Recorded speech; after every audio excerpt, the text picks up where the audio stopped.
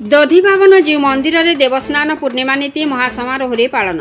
ढेंकानाल मीना बजार दधिभावन जीव मंदिर प्रांगण रे देवस्नान पूर्णिमा नीति महासमारोह रे पालन कर जायछि।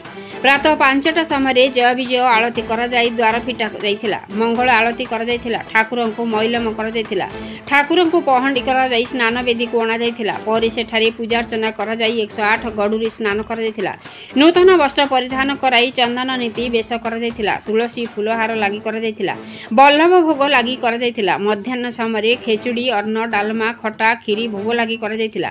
संध्यारे आलती सह विभिन्न फल भोग लागि करा जिवो। रात्रे पहंडी करा जाई अणसर पिंडी रे 3 ठाकुर को विजय करा जिवो। पूजक रविनारायण दास पूजा अर्चना करथिले ओ मंदिर रे उपदेष्टा प्रताप कुमार महापात्र तत्वावधान रे एही देवस्नान पूर्णिमा नीति पालन कर जाइथिला।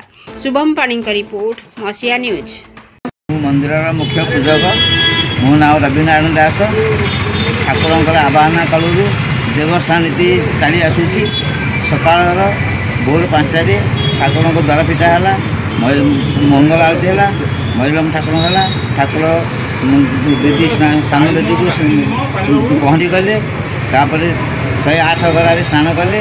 नुआ वस्त्र आवरण है। फूलमाल तुलसी माल कर्पूर चंदन अगुरु प्रत्येक जिनस आवरण ठाकुर चंदन दिहाई ठाकुर बेश है। ठाकुर बाल भोग है। ठाकुर रूप है।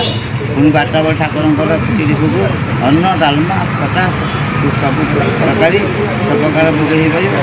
पुणी संध्या आलू पुणी मंगल आरती पुणी राति भोग राति 9टा बेलू पुणी पहंडी ठाकुर विजय ठाकुर आवाहन काल बहुत नीतिकान चली आई। मीना बजार समस्त सका भक्त मान समस्त आसिक समस्त सहयोग कर प्रताप बाबूर मनस्कामना पूर्ण कर